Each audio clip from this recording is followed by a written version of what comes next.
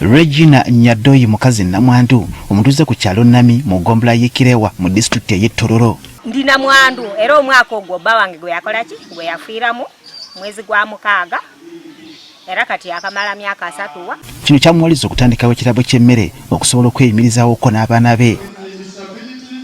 Oluvannyuma lwa gavumenti okuleeta enteekateeka y'emyoga, Nyadoyi y'omu ku baasooka okugyettanira mu kitundu kino bwe yatandikibwa mu West Budama North East Restaurant Owners Myoga Sacco. Sente zino bwe zaatuuka nze n'enzijayo esente zino n'empeerera omwana yali ng'ali mu koosi ya naasini kati namuweererera najjayo miliyoni 1 n'enyongera ku zange n'enziwaayo n'enoonya esente n'enzikomyawo mu Sacco.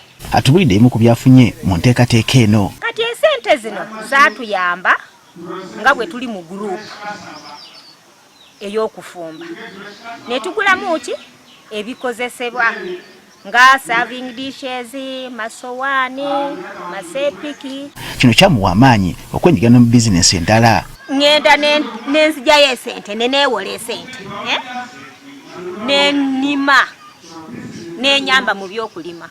Sacco erimu abantu abawerera ddala 10 balamba nga nabo baganyiddwa mu nteekateeka y'emyoga. I borrowed 2 million. I put into business. Then out of that business, my business increased because I have an hotel.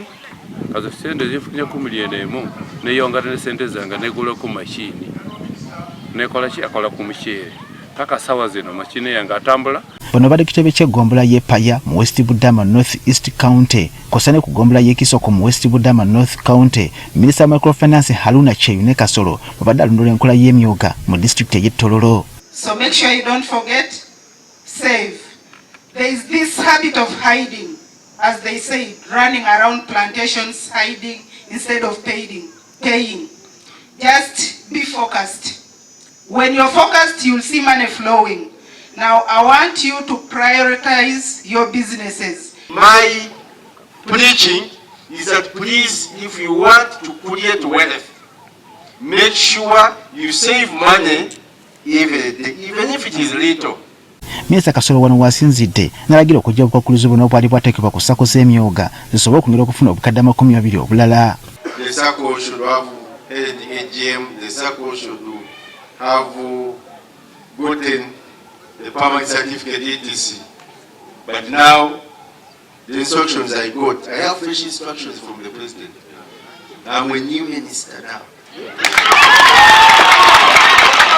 So I have fresh mandate with the fresh instructions. So all the Saccos must receive their money, 20 million. Abantu bangi mu kitundu kino beetanidde enkola y'emyoga gye bagamba nti bayambye nnyo okusobola okwekulaakulanya.